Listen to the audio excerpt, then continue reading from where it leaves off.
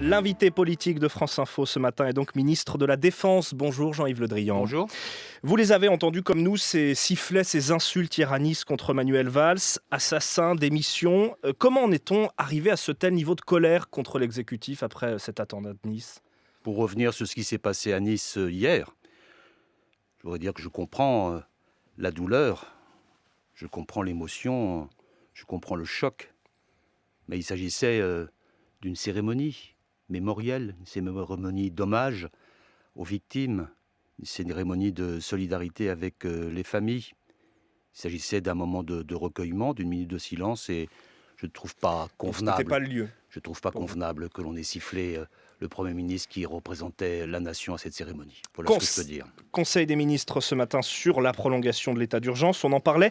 D'abord sur la forme, ce sera 3 mois, plus 6 mois, comme le demande la droite. Est-ce que c'est fixé ce matin ? Le Premier ministre a réuni hier soir les présidents des assemblées, les présidents des différents groupes parlementaires.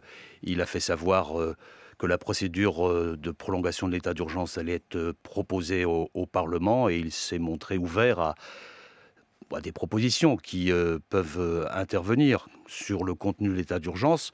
Sur sa durée, c'est le débat qui va le... Ce sera un moyen d'apaiser la droite, d'apaiser l'opposition. Dans ce moment, le problème, c'est d'abord de lutter contre le terrorisme. Et on voit bien avec ce qui s'est passé en Allemagne que la menace est partout. Et qu'il y a des risques de mimétisme quand il y a des événements de cette ampleur. Il y a des risques de réplique. Et on l'a vu en Allemagne, on peut le voir ailleurs. Il faut donc redoubler de vigilance et redoubler de sang-froid. Et l'état d'urgence permet d'avoir les moyens juridiques supplémentaires pour casser ces risques. Mais sur l'ensemble de ce sujet, mon sentiment comme ministre de la Défense, c'est qu'il faut continuer à frapper au cœur. Frapper au cœur, ça veut dire frapper dans le sanctuaire de Daesh en Irak et en Syrie. On va y revenir dans un instant. Juste dernière question sur cet état d'urgence. On l'a bien vu, là, il n'a pas empêché cet attentat de Nice. Est-ce qu'il sert encore à quelque chose au-delà du symbole ? Ce n'est pas symbolique, cela permet à la fois des perquisitions administratives, des assignations à résidence, ça a permis de déjouer des attentats, ça a permis d'arrêter des individus qui, pour certains d'entre eux, étaient en lien avec Daesh. Non, c'est un dispositif juridique pertinent et qui permet à nos services, à la police, au contre-terrorisme d'agir. Alors, la lutte contre Daesh, elle se joue bien sûr, vous le disiez, en Syrie, en Irak. Vous partez dans quelques heures pour une réunion de la coalition à Washington. C'est quoi maintenant la suite sur le terrain ? Comment on fait pour gagner cette bataille aujourd'hui ? D'abord, M. Morel, on frappe tous les jours.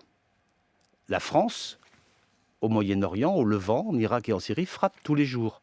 Au sein de la coalition, nous avons frappé cette nuit aux environs de Mossoul, nous avons frappé hier. On ne dit pas tous les jours à France Info, mais depuis que nous sommes dans la coalition, nous frappons tous les jours pour aboutir à ce que Daesh réduise son ampleur et sa surface sur ces deux pays, et pour aussi enrayer ce dispositif terroriste insupportable.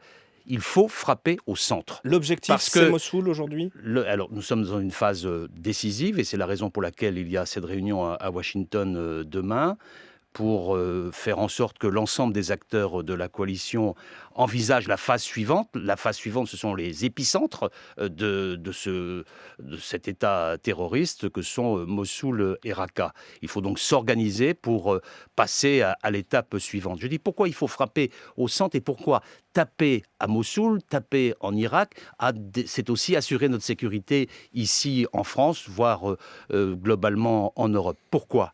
Parce que c'est à partir de Mossoul, c'est à partir de Raqqa, c'est à partir d'autres lieux de ce type que s'organisent des commandos terroristes qui, on l'a vu, font des massacres en Europe.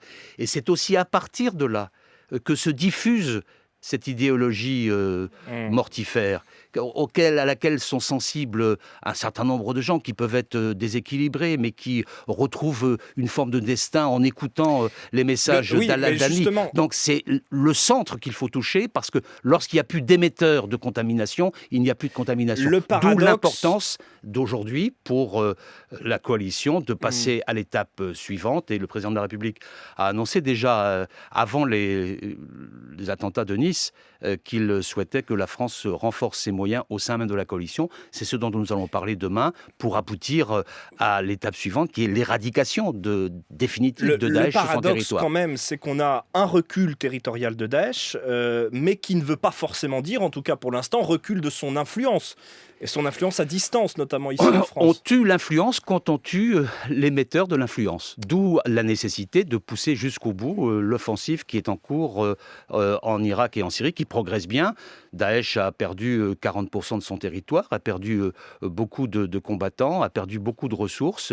Il faut donc continuer cette pression et ces mouvements de la coalition pour aboutir à l'éradication définitive. Et donc vous nous confirmez Ce n'est pas encore fait, il faut encore du temps, mais pendant cette période-là, la diffusion par un certain nombre d'acteurs de Daesh de messages de mort sur le territoire national ou sur le territoire européen est à prendre avec beaucoup de vigilance, beaucoup de précautions, d'où la nécessité de renforcer pendant ce même temps la sécurité sur notre territoire et d'être vigilant pour avoir le sang-froid nécessaire. Que les frappes, elles se rapprochent de Mossoul, qui est la grande ville objectif. Il y a déjà eu des frappes prochain. à Mossoul, il y a des frappes régulièrement, il y a eu des frappes françaises cette nuit à Tal Afar, pas loin de Mossoul. Il y a eu aussi des avancées très fortes des forces irakiennes et des forces kurdes sur le territoire concerné, puisque des villes sont tombées. Je pense entre autres à Fallujah très récemment. Je pense aussi aux combats qui se mènent en ce moment au nord de la Syrie, à Mandjib. Tout cela fait que Daesh est maintenant enserré. Il faut passer à l'étape définitive qui prendra encore un certain temps, mais c'est indispensable. Sans cela, on retrouvera d'autres attentats. Frapper plus, ça veut dire demander plus à nos partenaires, je pense aux Américains, c'est ça que vous allez demander demain à Washington ? Bien s'organiser pour la phase finale. Merci beaucoup Jean-Yves Le Drian, ministre de la Défense et invité de France Info ce matin.